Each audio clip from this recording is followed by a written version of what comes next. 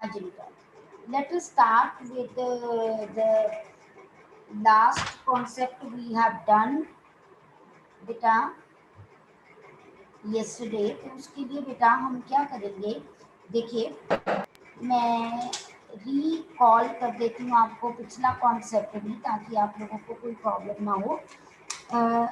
हमने principal value किए थे, ठीक है। प्रिंसिपल वैल्यू में मतलब होता है कि हमारे हमेशा दो आंसर्स आते हैं।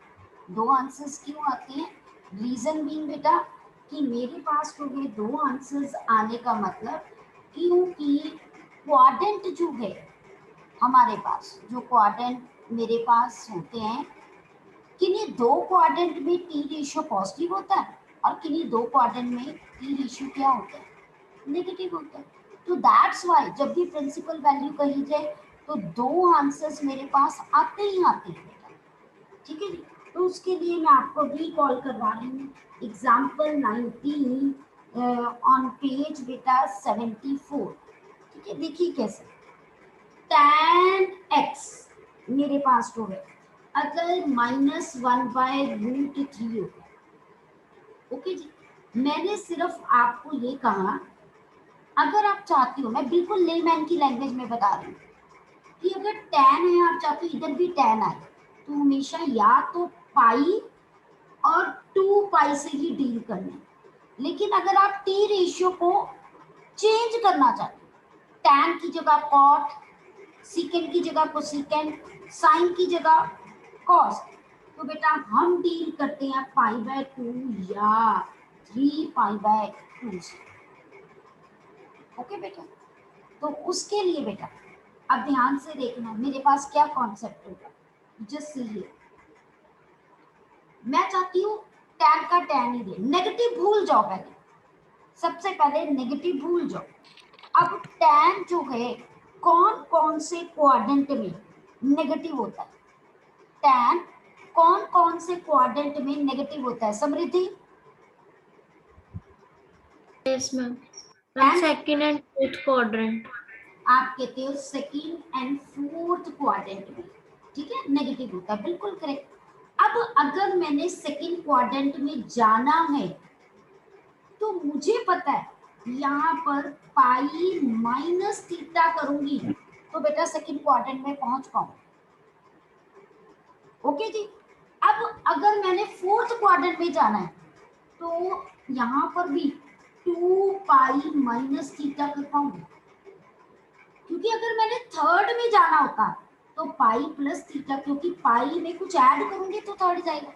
मैंने फर्स्ट में जाना है, अगर इधर से जाना है तो π/2 - θ। अच्छा अगर 3π/2 से जाना है तो 3π/2 + θ। ये डिपेंड करता है ना मेरे पास कि किससे जा रही, ओके। तो इसीलिए बेटा मेरे पास हो गए, यहाँ पर मैं क्वाड्रेंट को चेक करती हूँ। अब मुझे इतना पता चल गया कि मैंने ये कॉन्सेप्ट यूज करना है और मैंने ये कॉन्सेप्ट, मैं यहाँ पर 3π/2 से नहीं जा सकती क्योंकि मैंने tan को tan ही रखा, ओके बेटा।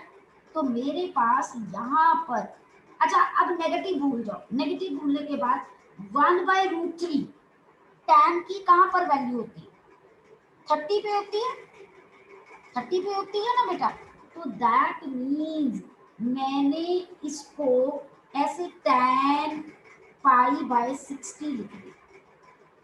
पर इस नेगेटिव को एडजस्ट करने के लिए मेरे पास थीटा आ गया, इस नेगेटिव को एडजस्ट करने के लिए बेटा मैं अब जो भी कर रही हूँ वो सारा काम नेगेटिव को एडजस्ट करने के लिए, यानी इस चीज को मैं कैसे लिख रही हूँ, tan π-π/6, क्योंकि आपको पता है tan π-θ -tan θ होता है। और आप एंड लिखिए बेटा, एंड और कैसे लिख सकती हूँ मैं, tan जो है 2π-θ भी लिख सकती हूँ, क्योंकि tan 2π-θ भी -tan θ के इक्वल होता है, ओके जी। अब इसको सॉल्व कर लो, tan ये कितना हो गया 5π/6, ये कितना हो गया 12 - 1, tan 11 पाई बाय 6, यानी x की वैल्यू मेरे पास क्या आ गई बेटा, 5 pi by 6 and 11 pi by 6। अब क्लियर है बेटा? समृद्धि ने या रिद्धि ने किसी ने पूछा था, is it Yes, clear? ma'am. ठीक है, सबको क्लियर है बेटा? और किसी को कोई डाउट? Yes ma'am. ओके, चलिए बेटा, तो नेक्स्ट अब हम जो है नया कॉन्सेप्ट करते हैं, वेरी वेरी इंपॉर्टेंट अगेन। ठीक है, तो मेरे पास जो है नेक्स्ट कॉन्सेप्ट जो है दैट इज इक्वेशंस को सॉल्व करने का बेटा। हाँ जी, तो अब मेरे पास हो गए थ्योरम फर्स्ट।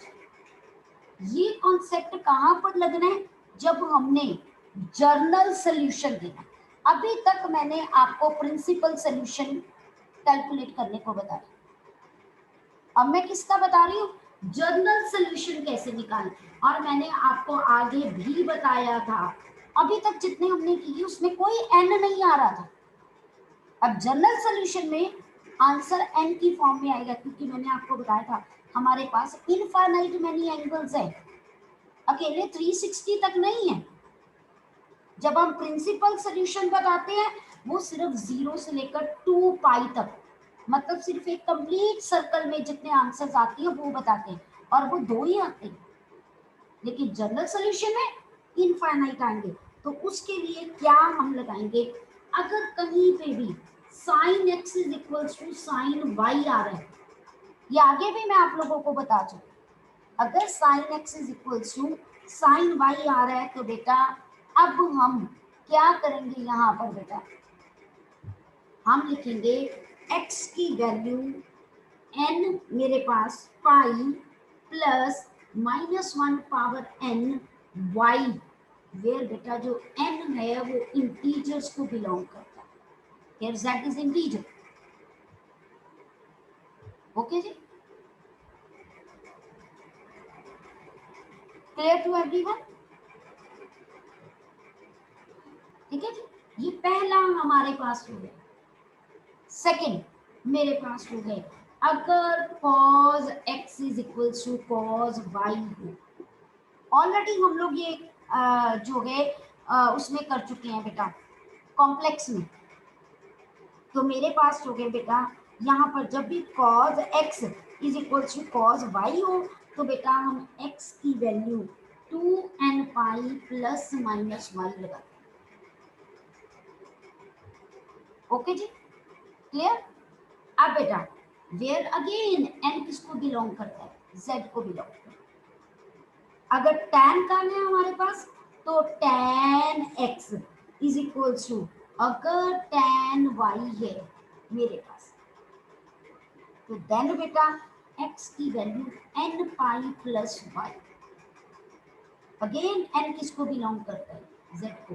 बट एक कंडीशन यहाँ पर बता दूं कि यहाँ पर x और y जो है वो odd multiple of pi by 2 नहीं है, they are not odd multiples of pi by 2। Okay बेटा, clear? They are not odd multiples of pi by 2।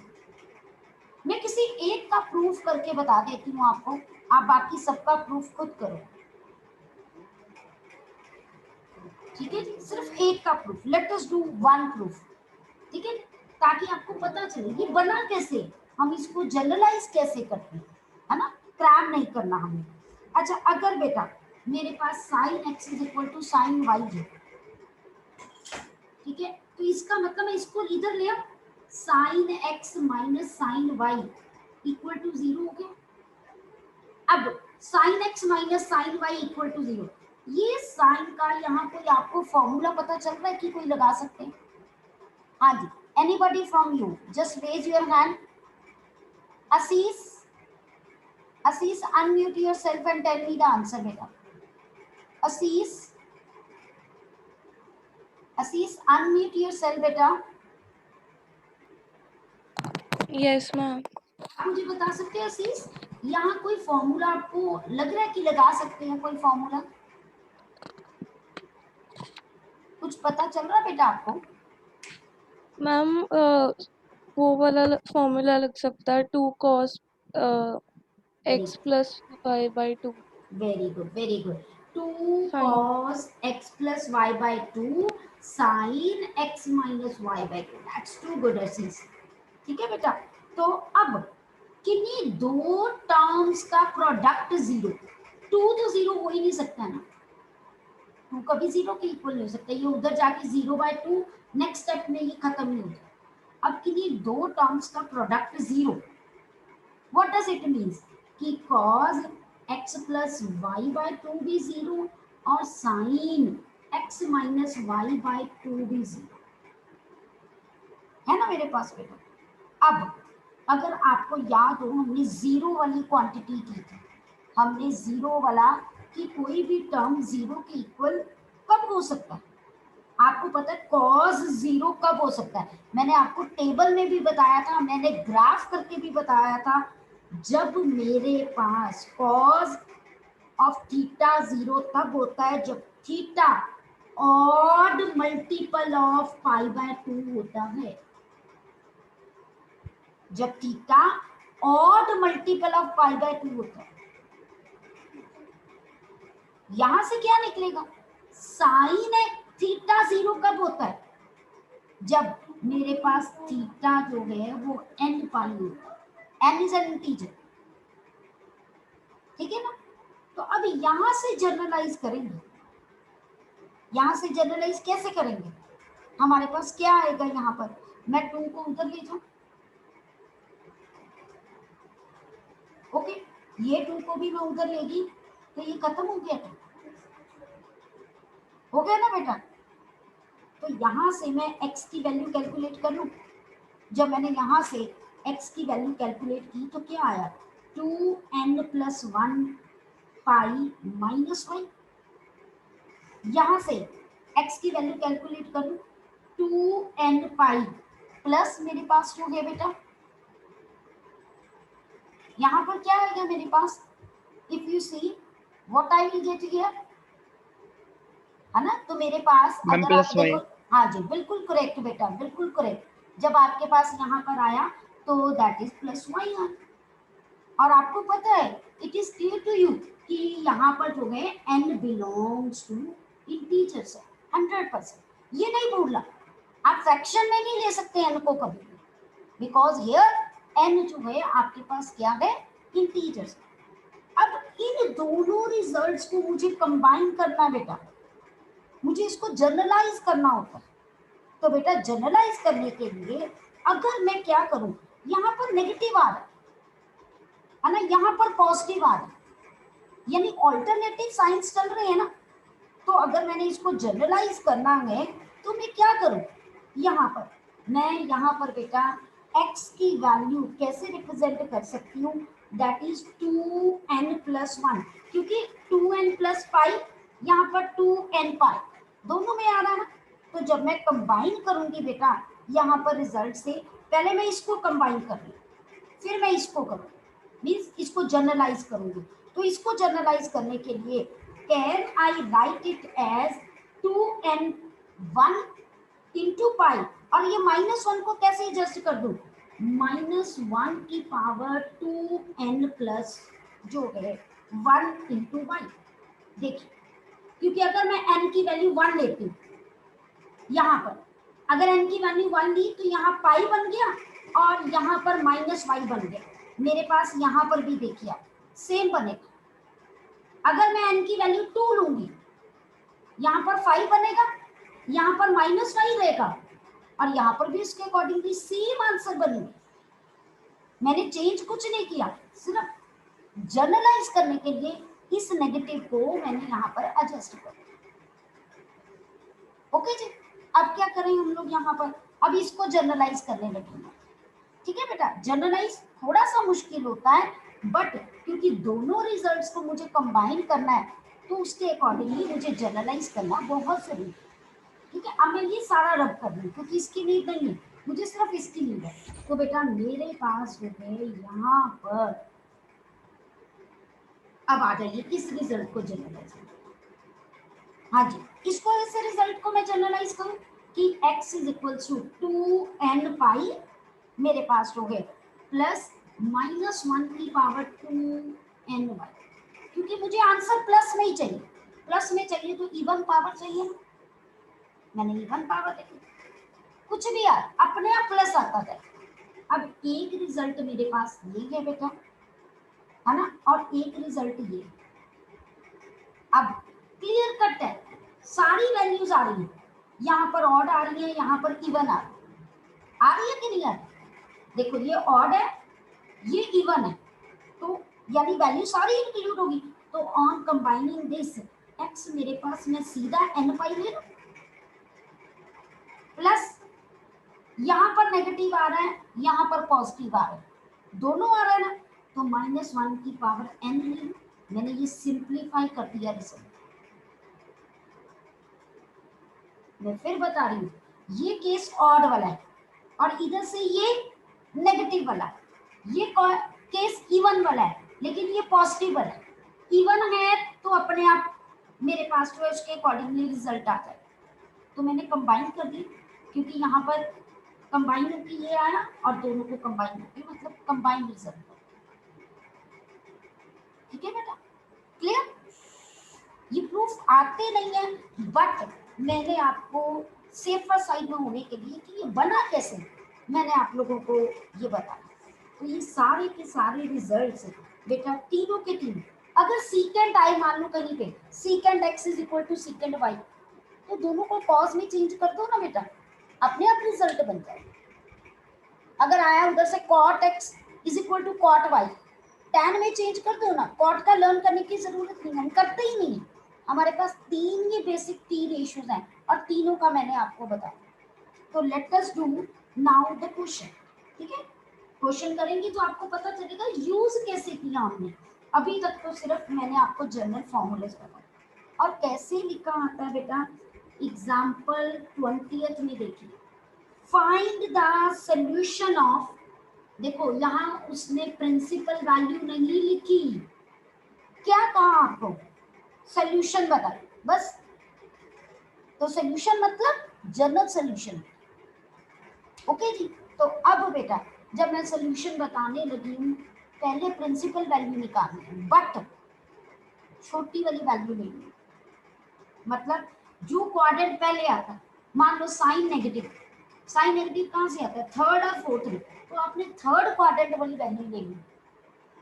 आप फोर्थ वाली भी ले लोगे, गलत नहीं होगा, क्योंकि हम जनरलाइज कर रहे हैं, आंसर वेरी करते हैं, बट मैं बच्चों को हमेशा यही कहती हूँ, always take the smallest quadrant.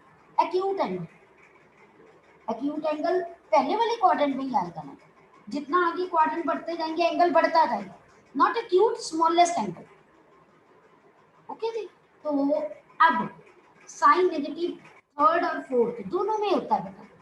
अब अगर थर्ड में भी है फोर्थ में भी है, अब मैं क्या करूं यहाँ पर बेटा, what I have to do now, मैं सबसे पहले sine x is equal to minus √3/2 किस पे होती है, मुझे पता है 60 पे होती है, तो बेटा π/3 लिख लूं। मैंने पहले सिर्फ इसकी जगह पे जो प्रिंसिपल वैल्यू में करते हैं, इस नेगेटिव को एडजस्ट करना है मैंने, है ना, इस नेगेटिव को क्या करना है, एडजस्ट करना है। तो एडजस्ट करने के लिए मुझे पता है पाई प्लस थीटा, तो साइन पाई प्लस π/3 हुआ, नेगेटिव एडजस्ट हो गया, मुझे थीटा भी पता चल गया, मतलब y, तो ये हो गया 3 और +1 4 π/3। ये देखिए अब ये बना sine x is equal to sine y। मैंने आपको बताया था कि अगर sine x equal to sine y हो तो x मेरे पास, अभी हमने प्रूफ किया ना, n पाई प्लस -1 की पावर n 4 π/3, ओ सॉरी y होगा यहाँ पर, तो यहाँ पर वो हम लगाते हैं। तो अब देखिए x equal to n pi plus -1 की पावर n 4 π/3, और लिखना है n बिलोंग्स टू इंटीजर्स। सबको क्लियर हो गया बेटा, पता चला कैसे किया हमने, Any doubt to anyone? You can ask. Just raise your hand and ask me.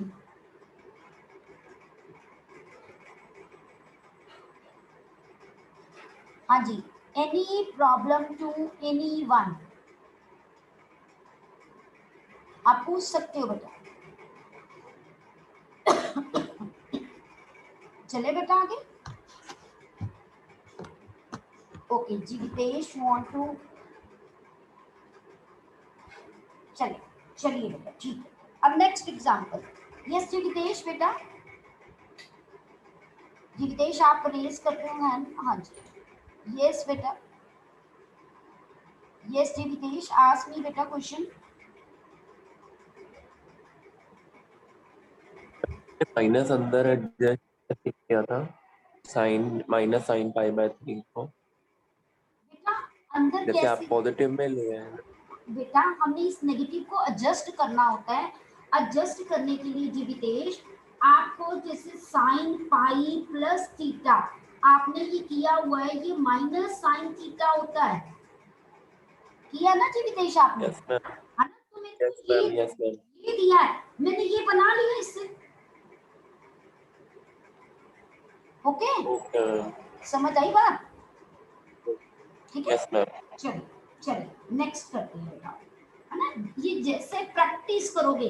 अगर आप प्रैक्टिस नहीं करोगे मैं आपको क्लियर कट बता दूं बेटा तो आपको ये क्वेश्चंस करने बहुत मुश्किल हो जाएंगे. ठीक है. तो you have to do a lot of practice. अभी हम असाइनमेंट्स भी भेजेंगे तो then you can do it. ठीक है.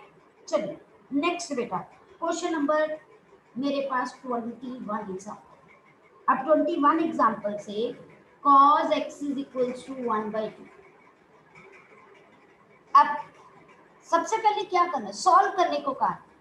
तो यानी जनरल सबसे पहले निकालने से के लिए हमें सबसे पहले क्या करना पड़ेगा. प्रिंसिपल वैल्यू निकालनी पड़ेगी. Who is able to tell me कि मैम प्रिंसिपल वैल्यू ये होती है.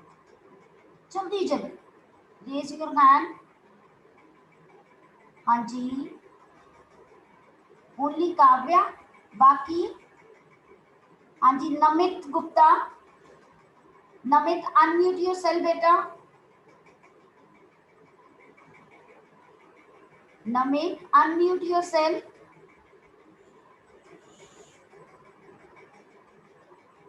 ओके. हर्षनूर. हर्षनूर.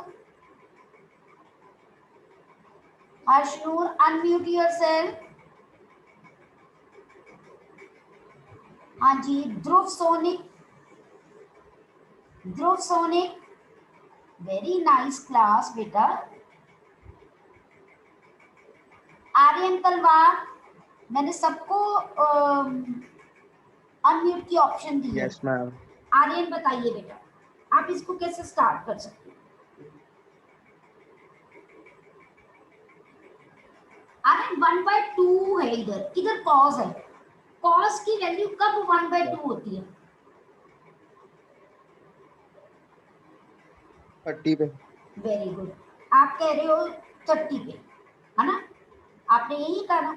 अगर 30 पे होती है तो बेटा फिर 60 पे क्या होती है. नहीं मैम एक मिनट. हाँ जी. एक मिनट सॉरी. तो साइन पे 30 की होती है. एक. हाँ बिल्कुल. अगर जो वैल्यू साइन पे 30 पे होती है ना वो कॉस 60 पे होती है बेटा. आपको बता दें. ऐसे वो याद. उसके उल्टी साइड से होता है वो. हाँ बिल्कुल ऐसे याद रखा करो. जो साइन 0 की है वो कॉस 90 की है. जो साइन 30 की है वो कॉस 60 की है. जो 45 की है वो 45 की है. मतलब टोटल 90 बनता है. मैं आपको बता दूं लर्न करने का मेथड क्या है. देखो 0 साइन 0 पे जो होती है वो कॉस 90 पे होगी ताकि सम 90 बने. जो साइन 30 की होती है वो कॉस 60 की होती है. सम 90 बनता है. अगर साइन 45 सेम कॉस 45 पे भी सेम एंगल की वैल्यू होती है. फिर 60 पे अगर साइन 60 की है तो कॉस 30 की होगी तभी सम 90 बनता है. और इधर से 90 की जो है साइन की वैल्यू वो कॉस 0 की वैल्यू होती है. ओके बेटा क्लियर. Yes ma'am.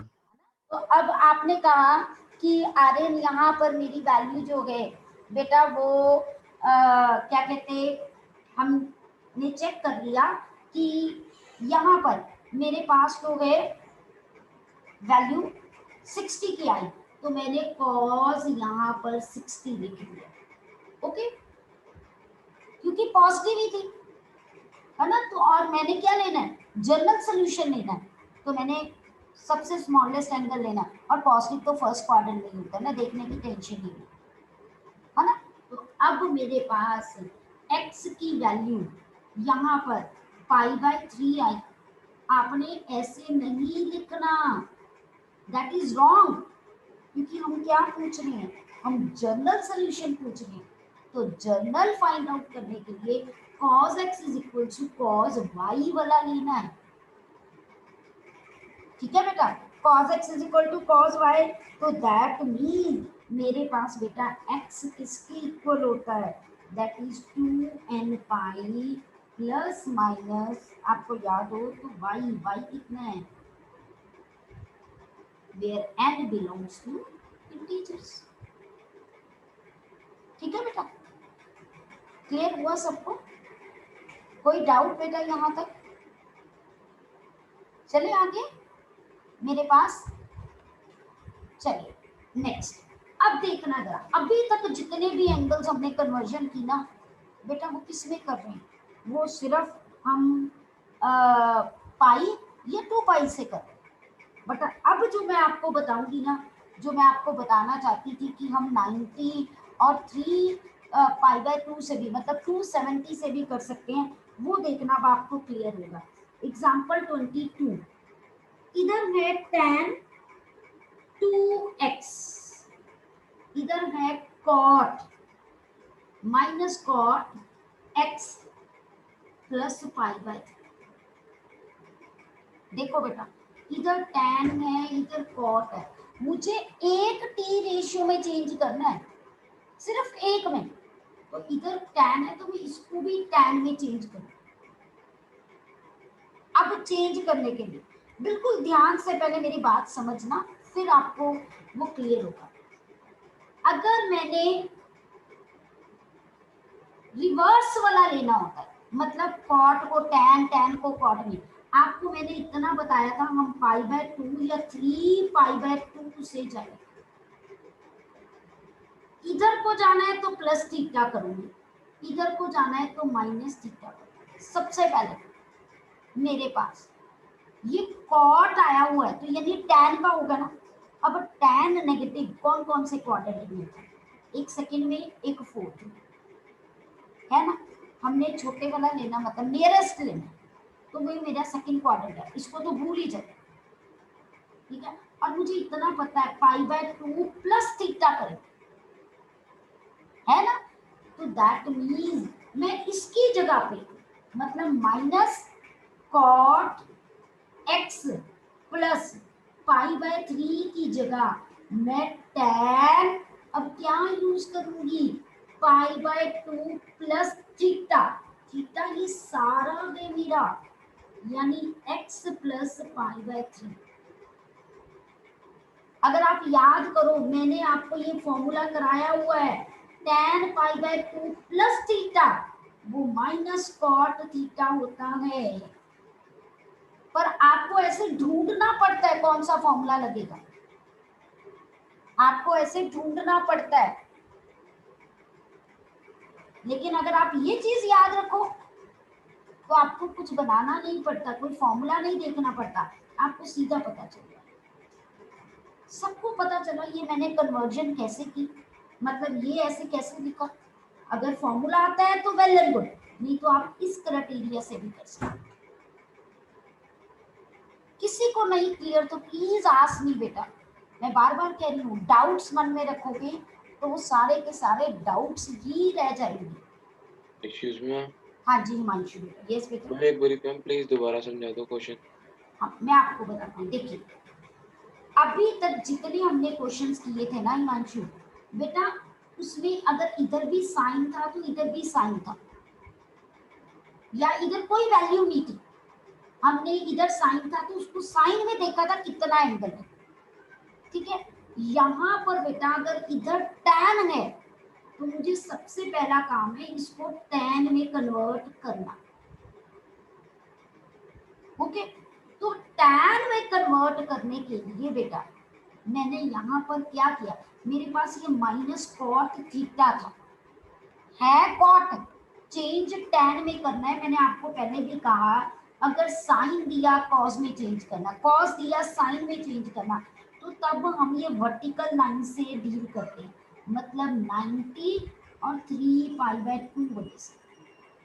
अब मुझे tan नेगेटिव चाहिए है ना, तो नेगेटिव चाहिए तो मुझे पता tan कौन से में नेगेटिव होगा, एक सेकंड में, एक बेटा फोर्थ में। मैंने आपको कहा था हमने नियरेस्ट क्वाड्रेंट लेना, मैंने सेकंड क्वाड्रेंट को चूज कर लिया, कोई बच्चा फोर्थ को भी करेगा, मैं गलत नहीं कर सकती उसको, आंसर मेरी करेगा, ठीक है। अब सेकंड क्वाड्रेंट में मेरे को पहुंचने के लिए क्या करना पड़ता है हिमांशु बताइए, सेकंड क्वाड्रेंट में पहुंचने के लिए मुझे क्या करना पड़ता है हिमांशु,